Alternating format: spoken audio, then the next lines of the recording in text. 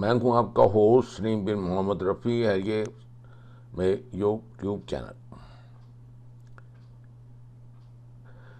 میں اس ولاگ کو انگلش میں اس لیے کر رہا ہوں کہ تاکہ انگلش اسپیکنگ ورلڈ میں لوگوں کو پتہ چلے کہ مسلمانوں کا جو کنٹریبیوشن ہے، جو انہوں نے جو احسان ہے دونوں مذاہب پہ نہیں بلکہ پوری دنیا پر، جس میں جو خلیفہ دوم جو حضرت ابو بکر صدیق رضی اللہ تعالیٰ عنہ کے بعد جن کا دبدبہ، اور میں حضرت عمر فاروق رضی اللہ تعالیٰ عنہ، the greatest caliph and the greatest I think وارrior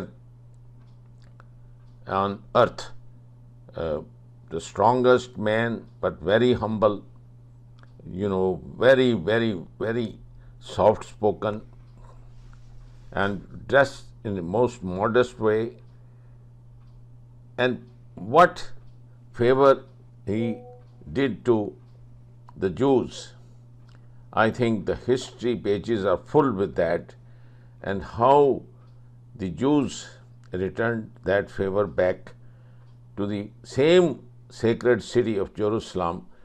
And with this very little introduction, I am going to present to you the factual, a documentary, and in that I am going to use a lot of information from a very, very, I would say myself, admired, a person who has collected all this information. And so all my praise and admiration is for that Muslim and that person.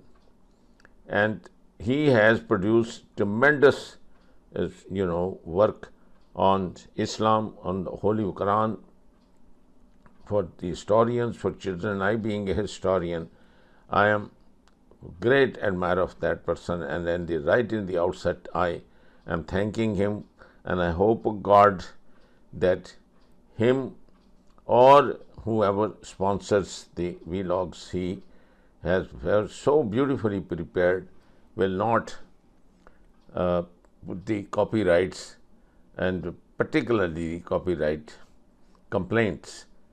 I am not doing this thing for any monetization. None of my videos have been asked for monetization, and I haven't received a single penny, and do not I wish to have one, because my intention as historian is to present facts, and for that freedom of speech I am presenting this thing. And this is why my vlog, I'm hoping that you will bear with me, especially if my friend who has made all this is listening to me, and then he can say that there are somewhere in the remote corner of the Islamic world there is a historian who appreciates his work and only spreads and forwards it to greater audience, so that especially the Western civilization, especially the supporters of Zionism or Israel or Palestinians, and that say that they should be ashamed what they are doing to the people who saved them, and the people who got permission for them to visit Jerusalem, and what they did, and how they disobeyed God, how they slain dozens of the prophets or messengers sent to them by Almighty Allah, starting from Prophet Abraham and his son Isaac, and then Prophet Moses, who got them freed from the slavery of Pharaoh, to all the way up to Prophet Muhammad, peace be upon him.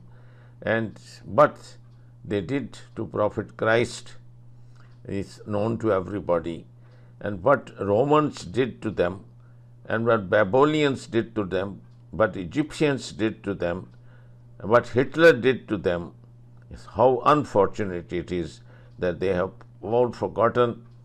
And the few ones who really obey God Almighty and who have kept in their hearts the real Torah, which I think is remote, very rare if it exists, because for thousands of years, all those governors, all those people which the Jews put, to control those 12 tribes who disobeyed God and who are in charge here in Jerusalem, you can see for yourself how corrupt they were.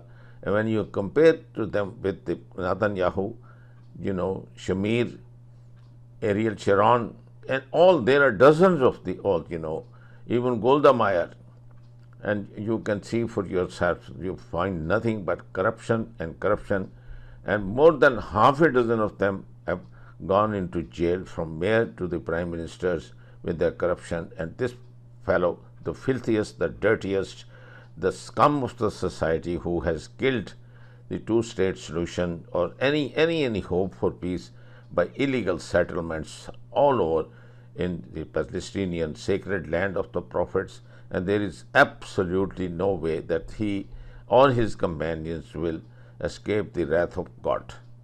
And the circumstances I am going to produce here will bear witness to what I am saying is true. And although that again is a work of a person, I think he descends from Pakistan and is a very, very, in my view, is a good researcher, and he produces what's happening in the current situation in what the bill they produce illegally to annex West Bank, and how they have made every effort to sabotage the peace in Gaza or the peace deal in Gaza. So that, I think, gives you the real ugly picture of the Jews, and that's what I want to tell you, that these are most ungrateful people.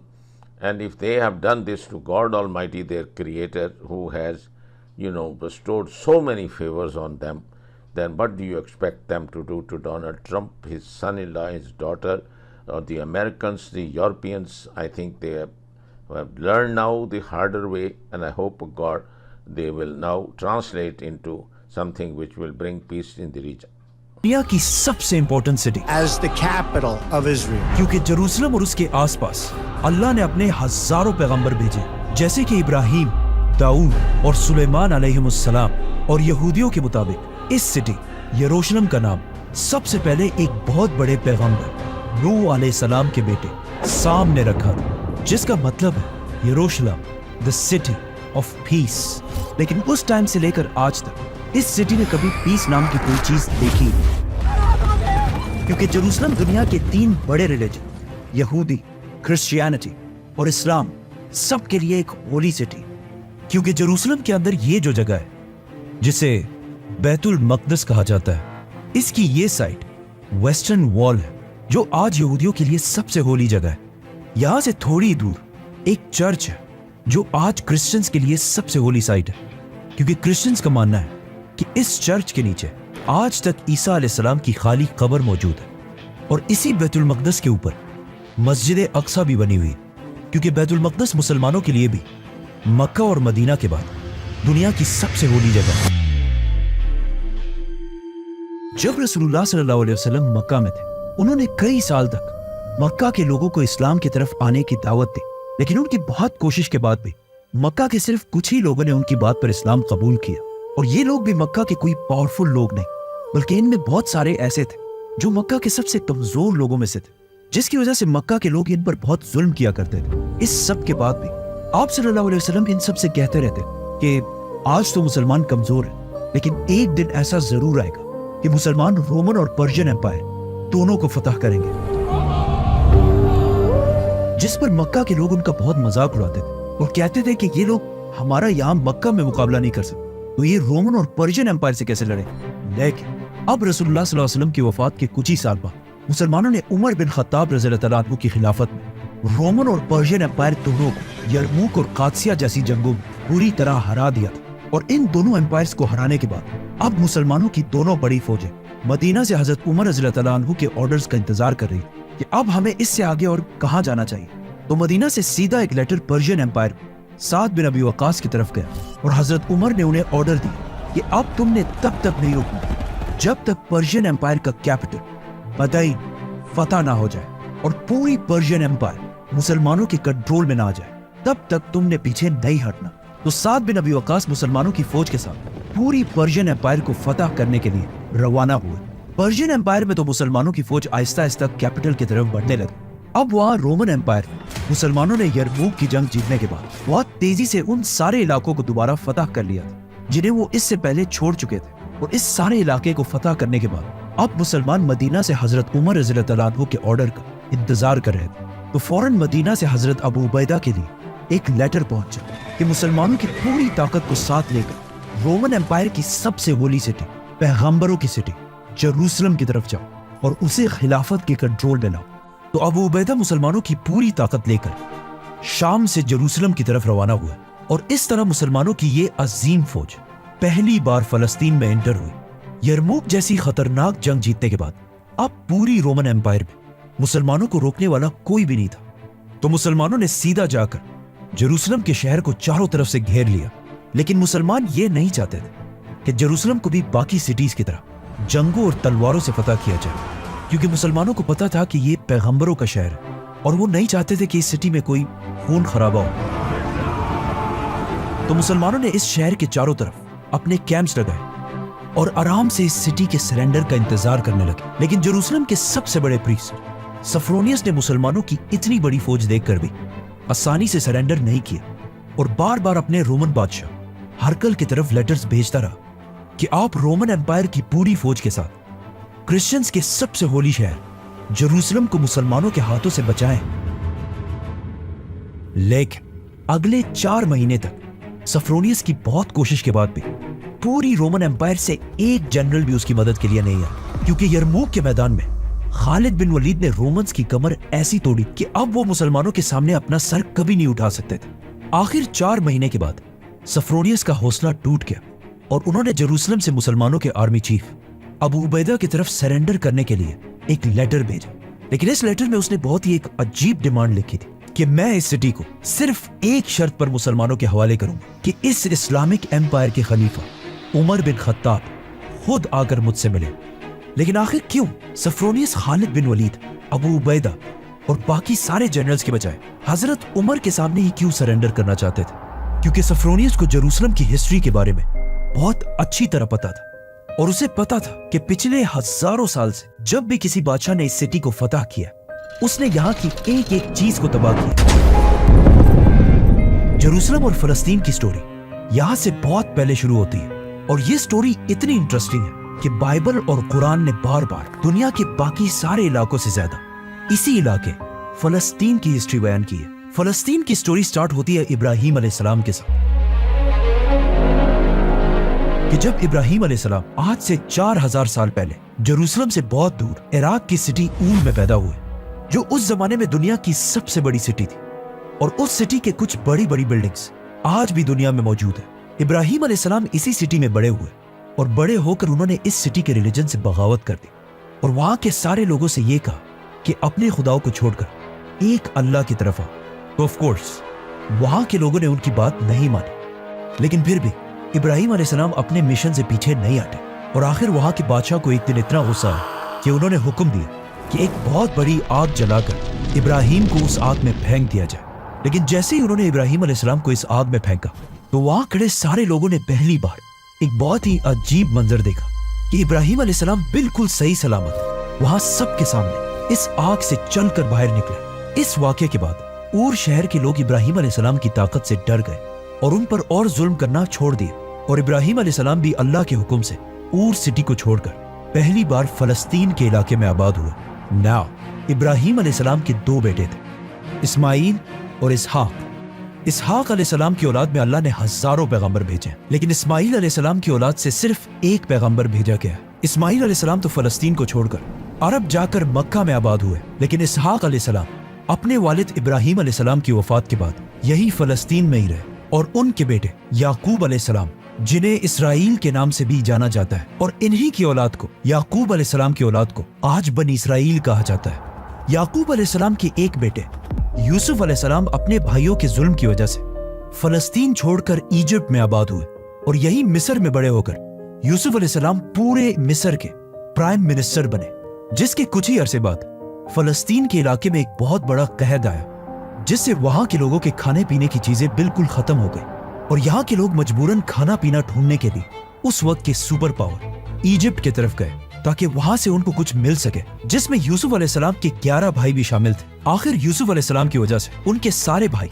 और बाप याकूब अलैहिस्सलाम सब फलस्तीन के इलाके को छोड़कर उन्हीं के पास इजिप्ट में आबाद हुए। बनी इसराइल में उस जमाने से लेकर आज तक एक बहुत ही जबरदस्त क्वालिटी रही है कि ये जहां भी जाते हैं बहुत ही तेजी से उस इलाके के सबसे ताकतवर लोग बन जाते हैं। इसी तरह इजिप्ट में भी बनी इसराइल के इन 12 भाइयों के बेटे बहुत तेजी से इजिप्शियंस को पीछे छोड़कर इजिप्ट के सबसे ताकतवर और रिच लोग बन गए। ये देखकर आहिस्ता आहिस्ता इजिप्शियंस को समझ आ गई कि अगर ऐसा ही चलता रहा तो बहुत जल्द हम सारे बनी इसराइल के गुलाम बन जाएंगे। तो आखिर इजिप्ट के एक ताकतवर फिरौन ने यह फैसला किया कि इससे पहले कि हम इजिप्शियंस इन बनी इसराइल के गुलाम बने, हम ही इन्हें अपना गुलाम बना देते हैं। जिसके बाद इजिप्शियंस ने बनी इसराइल को कमजोर करने के लिए जबरदस्ती इनके सारे बिजनेसेस बंद कर दिए, उनके घरों के अंदर से सब कुछ लूट लिया और बिल्कुल हिटलर की तरह सारे बनी इसराइल को एक जगह पर जमा करके इन्हें अपना गुलाम बना दिया। इसी तरह अगले 400 साल तक बनी इसराइल इजिप्शियंस की गुलामी करते रहे। आखिर अल्लाह ने इनकी तरफ अपना एक पैगंबर भेजा, मूसा अलैहिस्सलाम, जिन्होंने बनी इसराइल को 400 साल की गुलामी के बाद इजिप्ट से निकालकर वापस अपने ग्रेट ग्रैंडफादर इब्राहिम अलैहिस्सलाम के इलाके फलस्तीन की तरफ रवाना किया। यहूदियों की किताब तौरात के मुताबिक एक ही दिन में 6 लाख लोग इजिप्ट को छोड़कर रवाना हुए, लेकिन जैसे ही बनी इसराइल वापस फलस्तीन के करीब पहुंचे तो उन्होंने देखा कि पिछले 400 साल से जब बनी इसराइल इजिप्ट में गुलाम थे तो उसी टाइम फलस्तीन में कुछ नए बहुत ही ताकतवर कबीले अमेलेकाइट्स और एमोराइट्स आबाद हो चुके थे। तो अल्लाह ने मूसा अलैहिस्सलाम को हुक्म दिया कि बनी इसराइल के इन 12 कबीलों को अमेलेकाइट्स के साथ जंग के लिए तैयार करो। तो मूसा अलैहिस्सलाम ने ऐसा ही किया और पूरा बनी इसराइल जंग के लिए तैयार हो गया। लेकिन जंग से एक रात पहले ही मूसा अलैहिस्सलाम ने अमेलेकाइट्स की ताकत का अंदाजा लगाने के लिए बनी इसराइल के कुछ जासूस रात को उनकी तरफ भेजे। लेकिन अब जब बनी इसराइल जंग के लिए बिल्कुल रेडी खड़े थे तो अचानक उन जासूसों ने वापस आकर बताया कि हम बनी इसराइल उन लोगों का मुकाबला कभी भी नहीं कर सकते, क्योंकि ये एमोराइट्स और बाकी कबीले हमसे बहुत ही ज्यादा ताकतवर और रिच लोग हैं और उनके पास हथियार भी हमसे बहुत ज्यादा है। ये सुनकर बनी इसराइल का सारा हौसला बिल्कुल टूट गया और उन्होंने अपने सारे हथियार फेंककर मूसा अलैहिस्सलाम से कहा कि आप और आपका रब जाकर लड़े, हम इन लोगों से नहीं लड़ने वाले। बनी इसराइल की इस हरकत से अल्लाह को उन पर बहुत सख्त गुस्सा आया और उसने तौरात में मूसा अलैहिस्सलाम से कहा कि मैंने बनी इसराइल को इतनी ज्यादा निशानियां दिखाई, लेकिन इस सब के बाद भी इन्होंने मेरे लिए लड़ने से इनकार कर दिया। तो अब तुम सब बनी इसराइल अगले 40 साल तक इसी डेजर्ट में रहोगे और तुम्हारा एक एक बंदा इसी डेजर्ट में मरेगा। यही तुम सबकी सजा है, यहाँ तक कि तुम सबकी कब्रें भी इसी डेजर्ट में ही बनेंगी। और एग्जैक्टली ऐसा ही हुआ। अगले 40 साल में बनी इसराइल की जो गुलाम जनरेशन इजिप्ट के फिरौन से आजाद होकर निकली थी, इन 40 सालों में वो बिल्कुल खत्म हो गई। लेकिन इन सब के साथ मूसा और हारून अलैहिस्सलाम भी इस दुनिया से चले गए। इन 40 सालों में बनी इसराइल की एक नई जनरेशन आजाद सोच के साथ बड़ी हुई और उन्होंने यूशा बिन नून अलैहिस्सलाम की लीडरशिप में आखिर पूरे फलस्तीन को फतह कर लिया। और इस तरह बनी इसराइल 500 साल के बाद दोबारा फलस्तीन में आबाद हुए। यूशा अलैहिस्सलाम ने पूरे फलस्तीन को फतह करने के बाद फलस्तीन को 12 हिस्सों में डिवाइड कर दिया और बनी इसराइल के 12 कबीलों के हवाले किया। और इन सब के ऊपर कोई एक बादशाह नहीं, बल्कि हर कबीले को कंट्रोल करने के लिए उनके ऊपर जजेस का एक ग्रुप बिठाया, जो वक्त के साथ साथ बनी इसराइल के सारे फैसले करने लगे। और इसी तरह अगले 300 साल तक बनी इसराइल के यही जजेस पूरे फलस्तीन पर हुकूमत करते रहे। लेकिन आहिस्ता आहिस्ता वक्त के साथ साथ ये जजेस करप्ट होते गए और कुछ पैसों के लिए तौरात की आयात को बिगाड़कर अपने मर्जी के फैसले देने लगे। यही से तौरात जो मूसा अलैहिस्सलाम पर नाजिल हुई थी आहिस्ता आहिस्ता चेंजेस आने लगे, जिसकी वजह से तौरात की असली प्योर शक्ल इन जजेस की वजह से आहिस्ता आहिस्ता दुनिया से खत्म होने लगी। और ये जजेस इतने करप्ट थे कि अल्लाह ने इन्हें रोकने के लिए अपने पैगंबर भी भेजे। तो इन जजेस ने ये जानकर भी कि वो पैगंबर है, उन्हें कत्ल करवा दिया। आखिर इन जजेस की 300 साल की करप्शन की वजह से बनी इसराइल बहुत ही कमजोर हो गए, जिसका फायदा उठाकर पास के एक ताकतवर नए कबीले जिन्हें फिलिस्तीन्स कहा जाता था, बनी इसराइल पर आकर हमला कर दिया। और इस कौम के लीडर का नाम जालूत, जिसने बहुत तेजी से बनी इसराइल से ये सारे इलाके छीन लिए और इवन उनके कैपिटल जेरूसलम को भी फतह कर लिया। अब इससे बनी इसराइल के लोगों को आखिर 300 साल बाद समझ आ गए कि इन्हीं जजेस के गलत फैसलों की वजह से आज हम सब बर्बाद हो चुके हैं। तो वो सब उस वक्त के पैगंबर सैमुएल के पास जमा हुए और उनसे रिक्वेस्ट की कि आप इन जजेस को हटाकर पूरे बनी इसराइल के लिए एक यूनाइटेड ताकतवर बादशाह चूज करें ताकि हम इन दुश्मनों का मुकाबला कर सकें। तो सैमुएल ने बनी इसराइल का पहला बादशाह चूज किया जिसका नाम था तालूत। तो तालूत बनी इसराइल की फौज को लेकर जालूत से लड़ने के लिए रवाना हुआ और दोनों फौजें एक दूसरे के आमने सामने हुई। जंग से पहले जालूत अपनी फौज से सामने आया और बनी इसराइल को लड़ने का चैलेंज दिया, लेकिन काफी देर तक बनी इसराइल से किसी ने भी आगे जाकर इसका चैलेंज एक्सेप्ट नहीं किया क्योंकि जालूत कोई आम इंसान नहीं था। यहूदियों और मॉडर्न एस्टिमेट्स के मुताबिक जालूत की हाइट ऑलमोस्ट 9 फुट के करीब थी। आजकल कुछ लोग समझते हैं कि जालूत कुछ ज्यादा ही बड़ा था, ऑलमोस्ट एक पहाड़ जैसी हाइट थी उसकी, लेकिन ये बिल्कुल गलत, बल्कि जालूत के हाइट के करीब मॉडर्न जमाने में भी एक इंसान गुजरा है, रॉबर्ट वार्डलो, जिसकी हाइट को देखकर जालूत की हाइट का अंदाजा लगाया जा सकता है। जालूत काफी देर तक खड़े होकर बनी इसराइल को जंग के लिए चैलेंज करता रहा। आखिर बनी इसराइल की फौज से एक यंग लड़का दाऊद जालूत से लड़ने के लिए सामने आया। लोगों ने दाऊद को समझाने की कोशिश भी की कि ऐसा मत करो क्योंकि दाऊद और जालूत की हाइट में ऑलमोस्ट इतना बड़ा डिफरेंस था और जालूत भी इस छोटे से लड़के को देखकर हंसने लगे।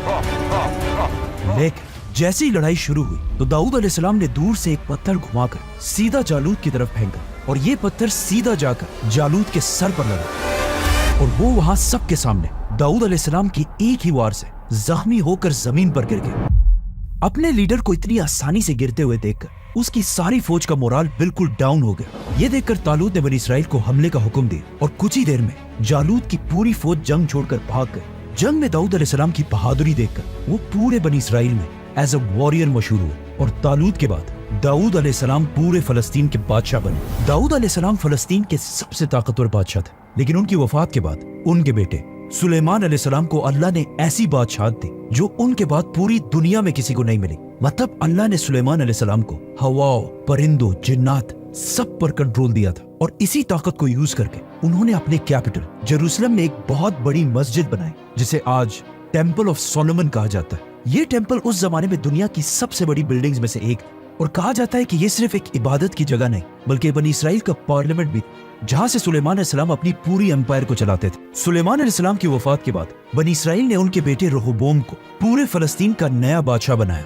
लेकिन रहबाम अपने वालिद सुलेमान की तरह कोई ज़हीन बादशाह नहीं था, जिसकी वजह से इसके खिलाफ पूरे फलस्तीन में बगावतें होने लगी और इस तरह सुलेमान अलैहिस्सलाम की ये अजीम एम्पायर 2 हिस्सों में डिवाइड हो गई। इस डिवीजन में एक तरफ बनी इसराइल के 10 कबीले आबाद हुए और दूसरी तरफ सिर्फ 2 कबीले रहे और ये सब आपस में ही लड़ने लगे, जिससे अगेन बनी इसराइल इतने कमजोर हुए कि एक दूसरी कौम ने बनी इसराइल के इन 10 कबीलों पर हमला कर दिया और बनी इसराइल के इन 10 ट्राइब्स को हमेशा के लिए फलस्तीन से निकाल दिया। यहूदी स्कॉलर्स के मुताबिक ये 10 ट्राइब्स फलस्तीन को छोड़कर ईस्ट की तरफ गए और वहीं पर आबाद हुए। आज बहुत सारे हिस्टोरियंस ये समझते हैं कि ये 10 ट्राइब्स कोई और नहीं बल्कि अफगानिस्तान और पाकिस्तान के पठान, पख्तून कबीले हैं। अब पीछे फलस्तीन में सिर्फ 2 ही कबीले रह गए और इनमें भी बड़ा कबीला यहूदा कबीला था और इसी कबीले की वजह से आहिस्ता आहिस्ता इनका नाम बनी इसराइल से चेंज होकर यहूदी पड़ा। लेकिन इन यहूदियों पर भी कुछ अरसे बाद बेबीलोनियन एम्पायर के बादशाह बख्त नसर ने हमला कर दिया और फलस्तीन में ऐसी तबाही मचाई कि लाखों यहूदियों को कत्ल किया और सुलेमान अलैहिस्सलाम की बनाई हुई मस्जिद टेम्पल ऑफ सोलोमन को भी आग लगा दी और जो यहूदी जिंदा बचे थे उन सबको गुलाम बनाकर अपने कैपिटल बेबीलोन ले गया और इस तरह सुलेमान अलैहिस्सलाम की ये अजीम एम्पायर हमेशा के लिए खत्म हो गई। और इस तरह यहूदी एक बार फिर बिल्कुल फिरौन की तरह अगले 50 साल तक एक दूसरे बादशाह के गुलाम बने। लेकिन 50 साल के बाद अल्लाह ने यहूदियों को दोबारा बचाने के लिए अपना एक बंदा भेजा, साइरस द ग्रेट, जो उस जमाने में ईरान पर्शियन एम्पायर का पहला बड़ा बादशाह था, जिसने अपनी पूरी फौज लेकर बेबीलोनियन एम्पायर पर हमला कर दिया और इन्हें खत्म कर दिया और यहूदियों को गुलामी से निकालकर वापस फलस्तीन और जेरूसलम की तरफ भेजा और इन्हें पैसे भी दिए कि जाकर सुलेमान अलैहिस्सलाम के उस टेम्पल को दोबारा बनाओ। आज बहुत सारे मुसलमान स्कॉलर्स ऐसे भी जो साइरस द ग्रेट को जुल्करनैन समझते हैं, जिसे हम फिर कभी एक्सप्लेन करेंगे, तो सब्सक्राइब। साइरस द ग्रेट की मदद से एक बार फिर यहूदी फलस्तीन के इलाके में आबाद हुए और फलस्तीन वापस आकर सबसे पहले यहूदियों ने सुलेमान अलैहिस्सलाम के टेम्पल को उसी जगह पर दोबारा बनाया जहां इससे पहले बनाया गया था। ये टेम्पल आज तो दुनिया में मौजूद नहीं है, लेकिन इस टेम्पल की एक दीवार वेस्टर्न वॉल आज भी वहां मौजूद है और ये दीवार यहूदियों के लिए उतनी ही इंपॉर्टेंट है जितना मुसलमानों के लिए काबा है। इसके बाद अगले 500 साल तक यहूदी इसी तरह फलस्तीन में आबाद रहे, लेकिन 500 साल बाद अब दुनिया में एक नई सुपर पावर बन चुकी थी the Great Roman Empire, जिन्होंने आकर फलस्तीन को दोबारा यहूदियों के हाथों से छीन लिया और उसे अपनी ग्रेट एम्पायर का एक छोटा सा प्रोविंस बनाया। अब जब सारे यहूदी रोमन एम्पायर के अंडर अपनी जिंदगी गुजार रहे थे तो अल्लाह ने इनकी तरफ अपना एक अजीम पैगंबर भेजा, ईसा अलैहिस्सलाम। उस वक्त तक यहूदी इतने करप्ट हो चुके थे कि वो अल्लाह की तरफ से भेजे गए पैगंबरों की भी बातें नहीं सुनते थे, बल्कि इससे पहले उन्होंने जकरिया और याह्या अलैहिस्सलाम को भी जान से मार दिया था। ईसा अलैहिस्सलाम ने यहूदियों को समझाने की बहुत कोशिश की, लेकिन सिर्फ कुछ लोगों के अलावा बाकी सारे यहूदियों ने ईसा अलैहिस्सलाम की बात नहीं मानी और उन्हें एक झूठा पैगंबर कहा, और सारे यहूदियों ने रोमन एम्पायर के साथ मिलकर ईसा अलैहिस्सलाम को मारने की साजिश की। और जैसे ये सब मिलकर ईसा अलैहिस्सलाम को मारने वाले थे, बिल्कुल आखिरी टाइम में अल्लाह ने उन्हें बचा लिया और उन्होंने ईसा अलैहिस्सलाम के बजाय एक दूसरे शख्स को सूली पर चढ़ाकर मार दिया। अब ईसा अलैहिस्सलाम तो दुनिया से चले गए, लेकिन यहूदियों और रोमन्स के दरमियान आहिस्ता आहिस्ता लड़ाइयां शुरू होने लगी। ईसा अलैहिस्सलाम के बाद अल्लाह ने यहूदियों को कभी भी माफ नहीं किया, क्योंकि ईसा अलैहिस्सलाम के बाद आज तक यहूदियों के पास और कोई पैगंबर नहीं भेजा गया। और ईसा अलैहिस्सलाम के खिलाफ साजिश करने पर अल्लाह ने यहूदियों से ऐसा बदला लिया कि उनके जाने के कुछ ही अरसे बाद रोमन्स और यहूदियों की लड़ाई शुरू हुई और रोमन्स ने यहूदियों को ऐसा तबाह किया कि अगले 2000 साल तक यहूदी दोबारा फलस्तीन में आबाद नहीं हो सके।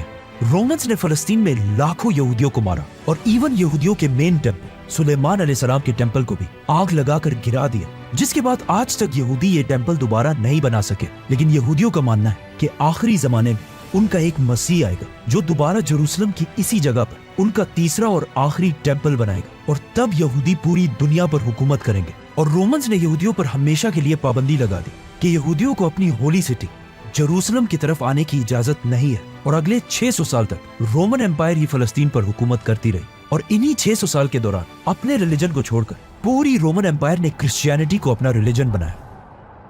यहाँ तक स्टोरी सिर्फ इब्राहिम अलैहिस्सलाम के एक बेटे इसहाक अलैहिस्सलाम की नस्ल के बारे में थी, लेकिन यहाँ से दुनिया की स्टोरी बिल्कुल बदल जाती, क्योंकि इब्राहिम अलैहिस्सलाम के पहले बेटे इस्माईल अलैहिस्सलाम, जो इससे हजारों साल पहले फलस्तीन को छोड़कर अरब में आबाद हुए थे, अल्लाह ने उन्हीं के नस्ल में से अपना आखिरी पैगंबर भेजा, मुहम्मद सल्लल्लाहु अलैहि वसल्लम।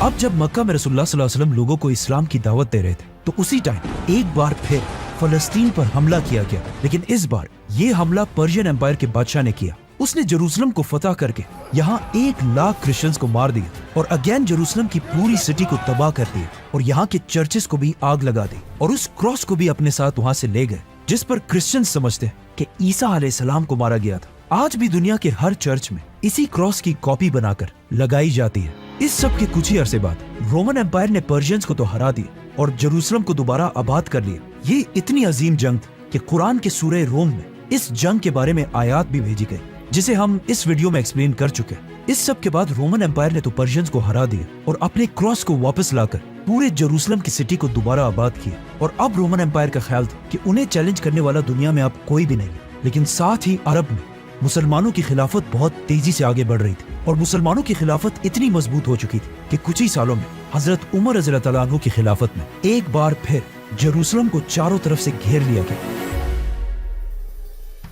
नाउ जेरूसलम के लीडर सफरोनियस को इस सिटी की हिस्ट्री का बहुत अच्छी तरह पता था और उसे पता था कि इससे पहले जिसने भी इस सिटी को फतह किया उसने इस सिटी की एक एक चीज को तबाह किया। तो अब सफरोनियस इस बात से डर रहा था कि अब मुसलमान भी इस सिटी का वही हाल ना करें जो इससे पहले बाकियों ने किया था। सफरोनियस जेरूसलम से अपने बादशाह हरकल की तरफ लेटर्स भेजता रहा कि वो आकर इसकी मदद कर सके, लेकिन 4 महीने गुजरने के बाद भी कोई भी उसकी मदद के लिए नहीं आया। तो उसने मजबूरन इस सिटी को सरेंडर करने का इरादा किया, लेकिन सरेंडर से पहले उसने एक बहुत ही अजीब डिमांड रखी जो इससे पहले किसी ने भी नहीं रखी थी। सफरोनियस ने मुसलमानों के जनरल अबू उबैदा की तरफ लेटर भेजा कि मैं सिर्फ एक ही शर्त पर इस अजीम सिटी को मुसलमानों के सामने सरेंडर करूंगा कि मुसलमानों के खलीफा उमर बिन खत्ताब खुद आकर मुझसे मिले, क्योंकि सफरोनियस के दिल में अब जेरूसलम को बचाने की सिर्फ एक ही उम्मीद थी, खलीफा उमर बिन खत्ताब। क्योंकि सफरोनियस ने इससे पहले हजरत उमर के बारे में बार बार सुना था कि हजरत उमर दुनिया के बाकी सारे बादशाहों से बहुत ही डिफरेंट है, बल्कि वो अपने आप को बादशाह कहलवाना भी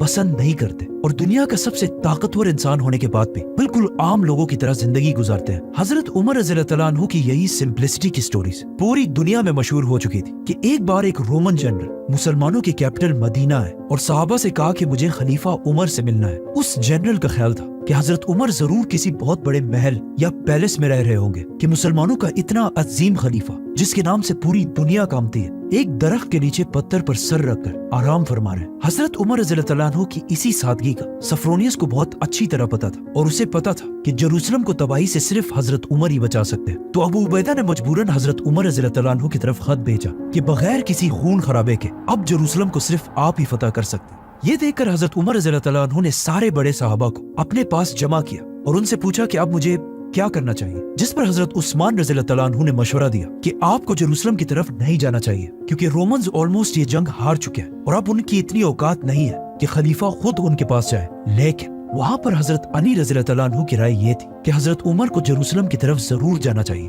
عمر رضی اللہ عنہ کو وہاں سب سے زیادہ حضرت علی رضی اللہ عنہ کی رائے پسند آئی۔ اسی کے ساتھ حضرت عمر رضی اللہ عنہ اپنی خلافت میں پہلی بار مدینہ کو چھوڑ کر فلسطین کی طرف روانہ ہوئے، اور وہاں رومن امپائر میں بھی مسلمانوں کی ساری فوج یہ سن کر اپنے خلیفہ کا بے صبری سے انتظار کرنے لگی۔ لیکن جانے سے پہلے حضرت عمر نے علی رضی اللہ عنہ کو اپنے پاس بلایا اور مدینہ کے ساتھ ساتھ پورے عرب کا کنٹرول حضرت علی کے حوالے کر کے وہاں سے چلے گئے۔ پہلی بار کوئی خلیفہ عرب سے باہر نکل رہا تھا۔ اتنی بڑی اسلامک امپائر کا خلیفہ حضرت عمر کچھ ہی صحابہ کے ساتھ مدینہ سے جروسلم کی طرف روانہ ہوئے۔ مدینہ اور جروسلم کے درمیان 1400 کلومیٹر کا ڈیفرنس ہے، اور اسے اونٹوں پر کور کرنے میں آلموسٹ 1 مہینہ لگ جاتا تھا۔ لیکن اس اتنے لمبے سفر کے لیے بھی حضرت عمر کے پاس صرف ایک اونٹ، کچھ کھانے پینے کی چیزیں اور ساتھ کچھ ہی صحابہ تھے، جبکہ حضرت عمر اس وقت دنیا کے سب سے طاقتور لوگوں میں سے ایک تھے۔ اس کے مقابلے میں اگر آج کل کے مسلم لیڈرز کو دیکھا جائے، جیسے ہی حضرت عمر وہاں انٹر ہوئے تو وہاں خالد بن ولید اور یزید بن ابی سفیان ان کو ویلکم کرنے کے لیے کھڑے تھے، اور ان دونوں نے اس امپورٹنٹ دن کی وجہ سے بہت ہی قیمتی اور مہنگے کپڑے پہنے تھے۔ حضرت عمر نے جب ان دونوں کے مہنگے کپڑے دیکھے تو انہیں بہت سخت غصہ آیا، اور انہوں نے زمین سے کچھ پتھر اٹھا کر ان دونوں کی طرف پھینکے اور کہا کہ یہ تم لوگوں نے کیا پہنا ہے؟ اتنی جلدی تم نے ہمارے طریقے چھوڑ کر رومنز کے طریقے اپنا لیے ہیں۔ اب جیسے ہی حضرت عمر یہاں پہنچے تو وہاں جروسلم کے کرسچنز کو بھی خبر مل گئی کہ حضرت عمر صرف ان کی ریکویسٹ پر مدینہ سے چل کر یہاں پر آئے۔ تو سفرونیس نے اپنا میسنجر حضرت عمر رضی اللہ عنہ کے پاس مسلمانوں کے ہیڈ کوارٹر بھیجا، اور یہیں پر حضرت عمر نے اپنی زندگی کی سب سے امپورٹنٹ ایگریمنٹ، جسے آج تک پوری دنیا یاد کرتی ہے، سائن کی۔ اور یہ تاریخ میں پہلی بار تھا کہ کسی بادشاہ نے جروسلم کو اس طرح فتح کیا۔ بسم اللہ الرحمن الرحیم۔ یہ امان اللہ کے بندے امیر المومنین عمر بن خطاب کی طرف سے تمام کرسچنز کے لیے کہ اگر وہ جروسلم کو چھوڑ کر جانا چاہے تو جا سکتے ہیں، اور اگر یہیں پر رہنا چاہیں تو انہیں یہاں کوئی نقصان نہیں پہنچایا جائے گا۔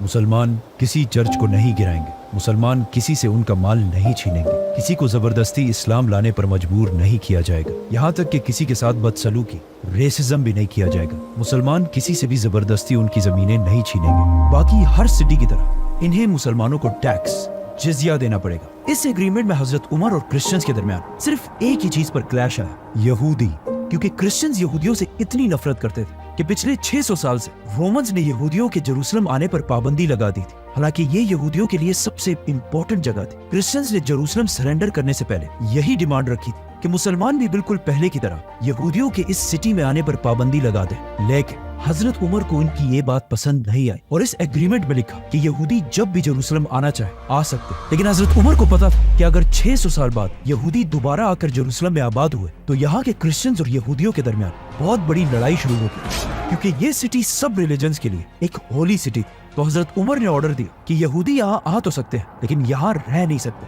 حضرت عمر رضی اللہ عنہ کا یہ آرڈر اتنا بریلینٹ تھا، کیونکہ اگر آج دیکھا جائے جب سے یہودی فلسطین آ کر زبردستی آباد ہوئے تب سے لے کر آج تک فلسطین میں ایک ان اینڈنگ وار چل رہی ہے جو آج تک جاری ہے۔ یہ ایگریمنٹ لکھنے کے بعد حضرت عمر نے رسول اللہ صلی اللہ علیہ وسلم کی انگوٹھی سے اس ایگریمنٹ پر مہر لگائی، اور خالد بن ولید اور باقی سارے جنرلز اس پر گواہی لکھی۔ ناؤ اس معاہدے سے سب سے زیادہ خوشی یہودیوں کو ہوئی، کیونکہ پوری دنیا کے یہودیوں نے 600 سال گزرنے کے بعد پہلی بار حضرت عمر رضی اللہ عنہ کی وجہ سے اپنی ہولیسٹ سٹی جروسلم کو دوبارہ دیکھا۔ یہ وہی یہودی تھے جو اس سے پہلے ہمیشہ رسول اللہ صلی اللہ علیہ وسلم اور اسلام کے خلاف سازشیں کرتے رہتے تھے، لیکن اب جب مسلمانوں کو طاقت ملی تو مسلمانوں نے کرسچنز کے سامنے کھڑے ہو کر یہودیوں کے لیے آواز اٹھائی۔ سفرونیس کا یہ میسنجر جب حضرت عمر رضی اللہ عنہ کی ایگریمنٹ لے کر واپس جروسلم پہنچا تو وہاں سارے کرسچنز اسے پڑھ کر سیلیبریٹ کرنے لگے، کیونکہ ان کا خیال تھا کہ پچھلے ہر بادشاہ کی طرح حضرت عمر بھی اس سٹی کو فتح کرنے کے بعد تباہ کر دیں گے۔ لیکن حضرت عمر رضی اللہ عنہ نے ایسا نہیں کیا، اور تاریخ میں پہلی بار بغیر کسی خون خرابے کے بالکل امن کے साथ जेरूसलम फतह कर लिया। आप हजरत उमर रज़ियल्लाहु अन्हु का नाम जेरूसलम के हर क्रिश्चियन की जबान पर था और यहाँ के सारे लोग इस अजीम बादशाह को पहली बार देखने के लिए इंतजार करने लगे। तो हजरत उमर रज़ियल्लाहु अन्हु भी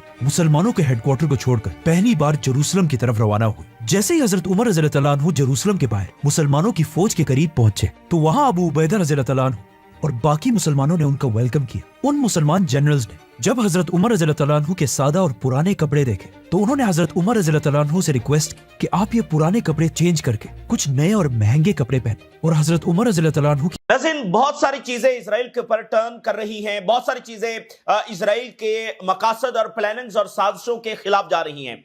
वेस्ट बैंक का बिल जो है वो बुरी तरीके से फ्लॉप हो गया है। दूसरी तरफ लेबनान की गवर्नमेंट के ऊपर शदीद दबाव है कि वो इजराइल को जब रिस्पॉन्ड करे। दूसरी तरफ अरब और ओआईसी लीडर्स की ममालिक की जो है वो ज्वाइंट स्टेटमेंट जारी हुई है फलस्तीनी रियासत के हवाले से।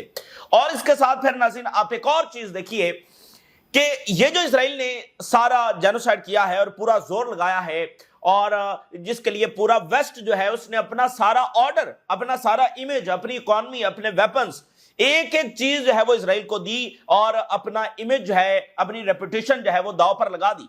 और कितनी गवर्नमेंट्स वेस्ट के अंदर गिर गई हैं, कितनी ज्यादा गवर्नमेंट्स अनपॉपुलर होकर वेस्ट के अंदर गिरी हैं। तो ये सब जो है वो उन्होंने अपने दांव पर लगाया, सिर्फ इसलिए तमाम अपने रूल्स तोड़ दिए। वो जनेवा कन्वेंशन, वो इंटरनेशनल लॉज, वो आलमी अदालतें, वो यूनाइटेड नेशन, वो ह्यूमन राइट्स के ऑर्गेनाइजेशन, सब जो उन्होंने बनाया था खुद सारा इजराइल के लिए वो तोड़ दिया। 2 साल तक उन्होंने आंखें बंद रखी और एक भी सैंक्शन इजराइल के ऊपर नहीं लगाई। ऐसा मॉडर्न हिस्ट्री में कभी नहीं हुआ।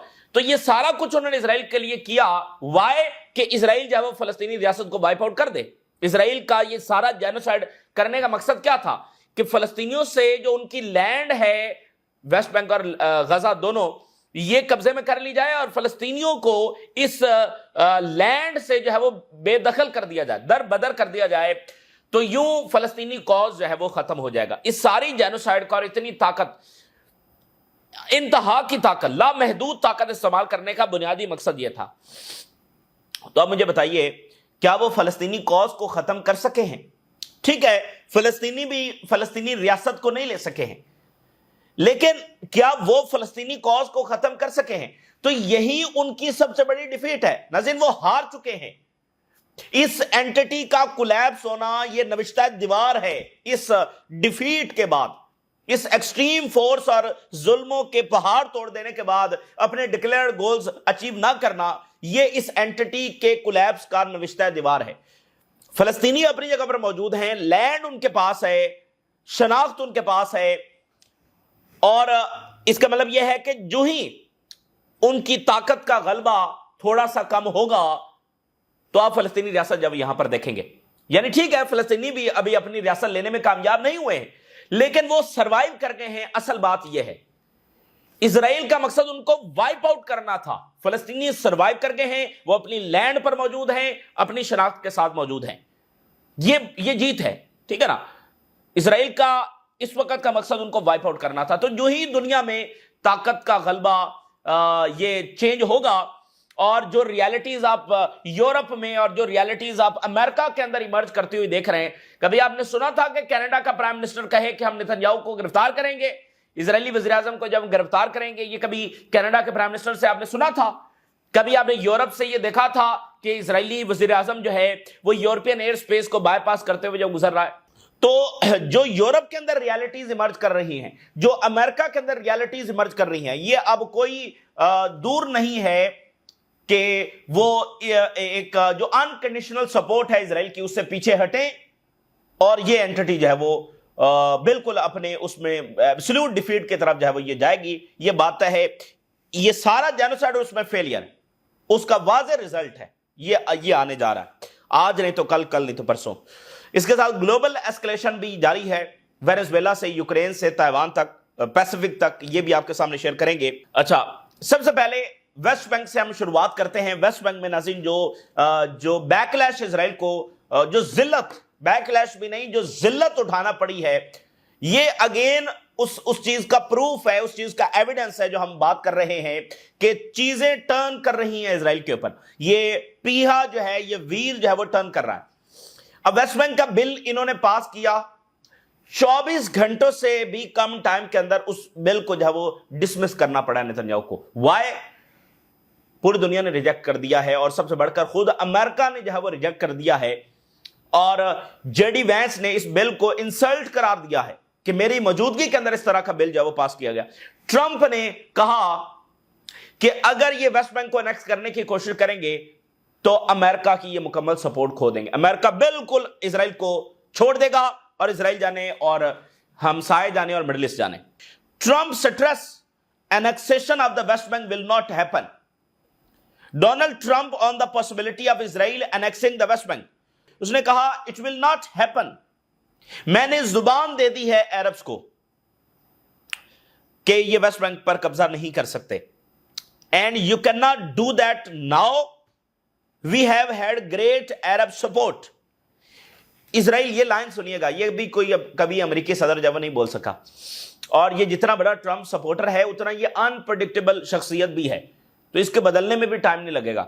इसने कहा है Israel would lose all the support of the United states. आप अंदाजा भी नहीं कर सकते कि इजराइलियों में इस वक्त क्या खौफ है. ईरान है, अगर ईरान, रशिया और चाइना ईरान से पीछे हट जाए तो क्या ईरान खत्म हो जाएगा? दुनिया के जो जेन्युइन कंट्रीज हैं, जो कॉलोनीज नहीं हैं, जो अपनी लैंड के ऊपर हजारों साल से, सैकड़ों साल से रह रहे हैं, अगर कोई बड़ी ताकत उसको छोड़ दे तो क्या वो कोलैप्स कर जाएंगे? नहीं, वो मुल्क अपनी जगह पर कायम रहेंगे. लेकिन इस एंटिटी का जरा आप हालत देखिए, पिछले सैकड़ों साल में क्या होता आया है. अब ग्लोबल पावर्स इनके ऊपर खड़ी हैं, इनका साथ दे रही हैं, लेकिन इन्होंने क्या किया है? एक जेनोसाइड की है. जरा सोचिए कि अमेरिका पीछे हट गया. देखें, दुनिया में कोई अबदी चीज तो नहीं है, कोई ऐसा अलायंस जो दुनिया के आगाज में बना हो और आज तक कायम हो. दुनिया में कोई ऐसा अलायंस है? तो ये अलायंस भी नहीं रहने वाला है. इसका सबसे बड़ा सबूत खुद तारीख है. सोचिए अगर अमेरिका पीछे हट गया तो इन्होंने एक जेनोसाइड की है, तो उसका नतीजा क्या नहीं. तो ये एक खौफ अब इनके अंदर बढ़ रहा है. जाहिर है आज इसकी कोई फौरी कोई अमेरिका छोड़ने वाला नहीं है, और ना ही कोई फौरी ऐसा नजर आ रहा है कि 6 महीनों के बाद अमेरिका अनाउंस करेगा कि वो इजराइल को छोड़ रहा है. नहीं, ऐसा नहीं है. लेकिन जितनी तेजी के साथ चीजें बदल रही हैं, ये कोई लंबी चौड़ी बात भी नहीं है. तो अमेरिका ने छोड़ दिया तो फिर क्या होगा? तो इन्होंने क्या किया है? किसी मुल्क ने जेनोसाइड नहीं किया है दुनिया में. इन्होंने क्या किया है? तो यह बड़ा खौफ है. तो ट्रंप कह रहा है कि इजराइल सारी अमेरिकन सपोर्ट लूज कर देगा. बिल्कुल अमेरिका इनको छोड़ देगा, इनके हाल के ऊपर इनको छोड़ दिया जाएगा. From the United states if that happened. West Bank पर कब्जा किया तो फिर जो है वो मुकम्मल अमेरिका पीछे हट जाएगा. और फिर ट्रंप ने कहा कि मैं तो गजा को जब विजिट करने की जो है वो इस वक्त सोच रहा हूं, गजा को जाकर विजिट करूं. और फिर उसने कहा कि war in Gaza is over and Netanyahu must accept the agreement. अच्छा, अब मुझे बताइए नाज़रीन कि अमेरिका फलस्तीनी रियासत को रिकॉग्नाइज नहीं करता. अमेरिका फलस्तीनी रियासत में इंटरेस्टेड नहीं है, फलस्तीनियों को कोई राइट्स देने के अंदर इंटरेस्टेड नहीं है, वो ग्रेटर इजराइल बनाना चाहता है, फिर वो वेस्ट बैंक को अनेक्स क्यों नहीं करने दे रहा? जरा सोचिए ना भाई, वो फलस्तीनी रियासत चाहते ही नहीं है, फिर अनेक्स करने दे वेस्ट बैंक को, फिर क्यों रोक रहे हैं इजराइल को? इससे आप अंदाजा लगा सकते हैं कि वो, उनकी ख्वाहिशें कुछ भी हो सकती हैं. वो इस तरह से बिहेव जरूर कर सकते हैं कि वो लिमिटलेस हैं, वो जो चाहें इस प्लेनेट पर कर सकते हैं. लेकिन ये वाला फैसला, ये अमेरिका की ये पोजीशन, ये इस बात का सबूत है कि नहीं, लिमिट्स हैं, और ये लिमिट्स अब विजिबल हैं. और आपने ट्रंप के ये अल्फाज देखे कि you can not annex now, इस वक्त तुम नहीं कर सकते. और इस वक्त चूंकि अरब सपोर्ट हमारे साथ है, यानी जो अमेरिका के मकासद हैं ये उसके खिलाफ है कि वेस्ट बैंक जब वो इजराइल कब्जा कर ले, बाद में देखी जाएगी. अच्छा, अब बात को भी देख लेते हैं. यहां से तो दुनिया बदल रही है, यहां से इक्तदार इजराइल के हाथ में नहीं जा रहा है, यहां से इक्तदार तो उल्टा शिफ्ट हो रहा है. तो आज अगर ट्रंप जैसा अल्ट्रा प्रो इजरायली प्रेसिडेंट अगर वो भी नहीं सपोर्ट कर सकता इस बात को, तो कल को क्या होना है? खुद इजरायली इस बात को समझते हैं कि उन्होंने जो करना है ट्रंप के टाइम पर करना है, और नेतन्याहू ये समझता है कि this is the last best chance. तो अगर ट्रंप की टाइम में ये नहीं हो सकता तो कल को क्या होना है? यहां से तो आगे डिक्लाइन है. तो ये एक लिमिट का भी सबूत है कि وہ جتنا بہیو کریں کہ ان کی کوئی لمٹس نہیں ہے, ان کی لمٹس ہیں, اور اب یہ ویزیبل ہیں کہ یہاں پر وہ فیل ہو گئے ہیں. وہ جینوسائیڈ کر کے بھی جو ان کے ڈکلیئرڈ گولز تھے فلسطینیوں کو وائپ آؤٹ کرنا, اس میں ناکام ہو چکے ہیں. تو اس لیے تاریخ بھی بدل رہی ہے, ٹائم بھی بدل رہا ہے, اور طاقت کا توازن بھی بدل رہا ہے. تو ٹرمپ نے یہ کہا ہے کہ سعودی عربیہ بڑا کلوز ہے ابراہم اکارڈ کے جوائن کرنے کے. کبھی بھی نہیں ہوگا. سعودی عربیہ اس سینیریو میں, ان چند مہینوں میں, 2 4 5 سال بعد کیا ہوگا کچھ کہا نہیں جا سکتا. اس وقت 1 2 سال میں, 6 مہینوں میں پاسبل نہیں ہے کہ سعودی عربیہ ابراہم اکارڈ کرے. اب بالکل وہ مجبور ہیں کہ جب تک فلسطینی ریاست اناؤنس نہیں ہو جاتی جس کا یروشلم کیپٹل ہوگا, وہ ابراہم اکارڈ نہیں کر سکتے ہیں. اور جے ڈی وینس نے کہا کہ اسرائیل کی ویسٹ بینک کی انیکسیشن بل جو ہے وہ ایک انسلٹ ہے, اور اس نے کہا یہ فولش اقدام ہے جو انہوں نے اٹھایا. یہ جے ڈی وینس کے الفاظ تھے اسرائیل میں کھڑے ہو کر, اور اس نے کہا میرے ہوتے ہوئے ایسا بل لایا گیا, یہ انسلٹ ہے.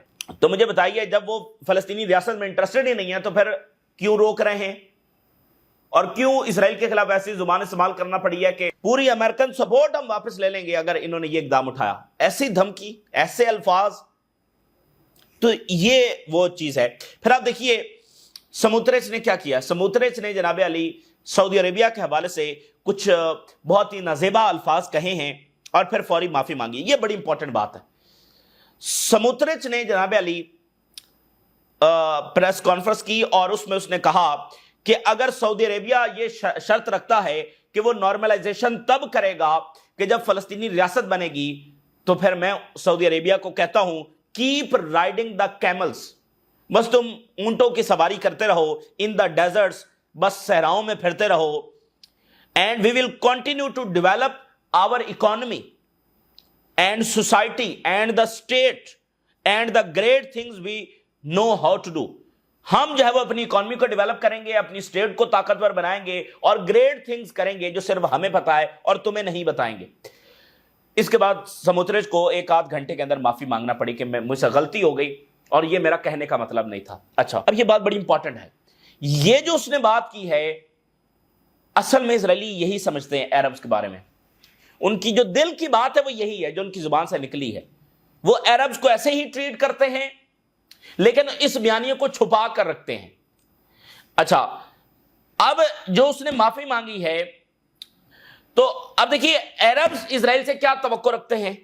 وہ یہ توقع رکھتے ہیں کہ یہ ہماری اکانومی میں مدد کریں گے, یہ ہماری اکانومی کو ماڈرنائز کرنے میں مدد کریں گے, یہ ہماری ملٹری کو اپ گریڈ کرنے میں جو ہے وہ ہماری مدد کریں گے, اور گریٹ تھنگز ہمیں بتائیں گے جو صرف ان کو پتا ہے. یہ بات اس نے بالکل صحیح کی ہے. یہ اصل میں یہی توقع رکھتے ہیں کہ اسرائیل کوئی ایسی بلا کا نام ہے جو ہماری اکانومیز کو بھی ماڈرنائز کر دے گا, جو ہمیں ٹیکنالوجی بھی دے گا, جو ہماری ملٹریز بھی کھڑی کرے گا, اور صرف گریٹ تھنگز وہی کر سکتا ہے, اس کو پتا ہے. ان کو اس خام خیالی سے باہر آنا چاہیے. اسرائیل ان کے بارے میں اصل میں کیا سمجھتا ہے یہ خود ان کی زبان سے نکلا ہے. وہ ان کو ٹیکنالوجی دے گا, ان کی ملٹریز کو جب وہ کھڑا کرے گا, ان کو اپنی جو سوچ ہے. اور دیکھیں ہر جگہ پہ مٹیریلسٹک نہیں ہوا جا سکتا. اسرائیل کے ساتھ جنگ جو ہے وہ نظریاتی جنگ ہے. تو یہ تو اپنے نظریات جو ہے وہ بالکل کہیں دفن کر کے بیٹھے ہوئے ہیں. تو ان کو بھی اس اپروچ کے ساتھ بھی اسرائیل کو دیکھنا چاہیے. ٹھیک ہے نا, اس اپروچ کے ساتھ بھی اسرائیل کو دیکھنا چاہیے. تو یہ ایک اہم واقعہ ہوا ہے. سموتریچ نے یہ الفاظ استعمال کیے, پھر فوری معافی مانگنا پڑی. سموتریچ جیسا بندہ جب معافی مانگ رہا ہے اور اس نے لاکھوں فلسطینیوں کو مار دیا, اس پر معافی نہیں مانگی, اس بیان پر معافی مانگی ہے. سو OIC کنٹریز اور عرب کنٹریز انہوں نے جوائنٹ سٹیٹمنٹ جاری کرتے ہوئے ویسٹ بینک بل کی مخالفت کی اور کہا کہ انٹرنیشنل کمیونٹی جو ہے وہ یہ وائلیشن جو ہے وہ رکوائے, اور ساتھ انہوں نے عالمی عدالت کا جو فیصلہ ہے اس کو ویلکم کیا ہے. ٹھیک ہے, اور غزہ میں جو ہیومینیٹیرین کرائسس ہے وہ جوں کا توں موجود ہے, کیونکہ جو ایڈ ہے اسرائیل اس طرح سے اندر نہیں جانے دے رہا. اور یہ اس سوفسٹیکیٹڈ آرمی کی شکست کا ثبوت ہے کہ وہ یہ جنگ جیتنا چاہتے ہیں بیبی فارمولا فوڈ بند کر کے. وہ فوڈ جو صرف چند مہینوں کے بچوں کے لیے ہوتا ہے, وہ فوڈ بند کر کے وہ یہ جنگ جو ہے وہ جیتنا چاہتے ہیں. تو انہوں نے اس پلانٹ کی سب سے بروٹل ترین طاقت کا جب استعمال کر لیا ہے. اب وہ سمجھتے ہیں کہ وہ اس میں جیتیں گے تو وہ بھول جائیں, اور جتنی بے رحمی انہوں نے دکھائی ہے, وقت جب بدلے گا تو آپ سوچ سکتے ہیں پھر کیا ہوگا. Gaza humanitarian crisis is worsening despite Israel and Hamas ceasefire, क्योंकि एड उस तरह से अंदर नहीं जा रही है। 41 ऑर्गेनाइजेशंस ने यह ज्वाइंट स्टेटमेंट जारी कर दी है कि इजराइल जानबूझकर जो लाइफ सेविंग एड है, जान बचाने वाली अद्वियात हैं, वो अंदर दाखिल करने से मना कर उसको रिफ्यूज कर रहा है, उसकी एंट्री जो है वो ब्लॉक कर रहा है। 41 दुनिया की ऑर्गेनाइजेशंस उन्होंने ये ज्वाइंट स्टेटमेंट जारी की है। तो अब वो इसलिए दुनिया में अभी भी मुजाहरे हो रहे हैं, और ये रीजनल कंट्रीज को चाहिए कि वो जो गारंटर्स भी दरमियान में बने हैं कि वो एड जो है वो नहीं पहुंचा पा रहे। ये बहुत ही अफसोस की बात है। और इससे आप इजराइलियों का माइंड सेट, यानी देखें, जो ऐसा माइंड सेट रखते हैं ये अरब कंट्रीज उनके साथ चलना चाहते हैं, उनके साथ अमन के बीज जो है वो बोना चाहते हैं। इनको लगता है कि उनके साथ ये चल सकते हैं। जिनका माइंड सेट ये है, तो दुनिया में कोई भी ऐसा नहीं कर सकता, ठीक है ना। खुद अमेरिका ने बड़ी बड़ी जंगें लड़ी हैं और सारा कुछ किया है, ऐसा तो वो भी नहीं कर सके जो ये कर रहे हैं। तो ये अब मतलब उनके साथ चलना चाहते हैं, ये इनको सोचना चाहिए। कायरो के अंदर एक बड़ी अहम तरीन मीटिंग हो रही है, और इसमें हमास और जो फतह है उनकी मुलाकात हो रही है, जिसमें हमास के टॉप ऑफिशियल्स खलील अल हया और फतह के जो टॉप ऑफिशियल्स हैं वो मुलाकात कर रहे हैं। चूंकि इनके आपस में डिवीजन और जो फलस्तीनी अथॉरिटी का महमूद अब्बास का किरदार रहा है, तो काफी अफसोसनाक रहा है। तो अब एक यूनिटी पैदा करने की हमास की जानिब से एक और अटेम्प्ट जो वो की जा रही है, और एक मुलाकात यहां पर हो रही है। और अभी रिसेंटली फतह जो है वो चाइना से होकर आई है, फतह के ऑफिशियल्स जो हैं, तो इसमें चाइना का भी अहम किरदार है इनको यूनाइट करने के अंदर। ईरान और बेलारूस दोनों साम्राज्य के खिलाफ लड़ने वाली बड़ी ताकतें हैं, तो दोनों के दरमियान जो कोऑपरेशन है वो बढ़ रहा है। Iran and Belarus boost defence cooperation, strengthening defence and industrial ties with both side. Joint projects है वो शुरू कर रहे हैं।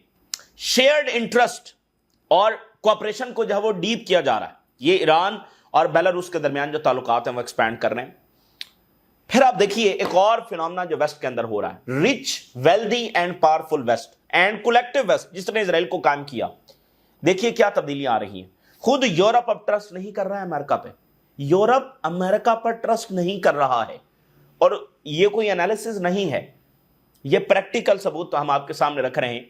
इससे पहले आपने वो इकदाम देखे कि यूरोप ने अपनी ज्वाइंट इंटेलिजेंस जो वो बना ली है। ज्वाइंट इंटेलिजेंस बॉडी बनाई गई है CIA और अमेरिका के ऊपर जब वो डिपेंडेंस कम करने के लिए। आज वो एक और काम कर रहे हैं, हेडलाइन में जरा देखिए, Europe firms agree on satellite merger to counter Starlink.